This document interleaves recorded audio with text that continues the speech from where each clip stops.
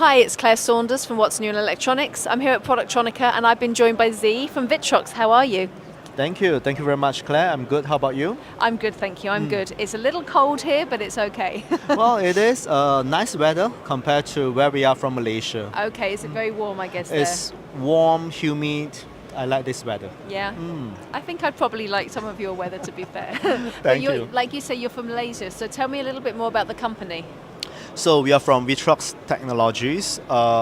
We are 25 years old company. Congratulations. Thank you. We offer full solutions in terms of the inspections from the semiconductor to the SMT, front end, back end, on the wafer inspections, die sortings, tray handlers, up to the semicon level, substrates, lead frames, and etc. wire bond as well. In terms of the SMT side, we have the SPI, AOI, Okay. X-ray, robotic inspections, back-end solutions, as well as the smart camera solutions. Okay, and you have a booth here, so I guess you're showing all of this on your booth, yes? Exactly, Okay. exactly. Okay, and how has the event been for you so far? How are you seeing the market?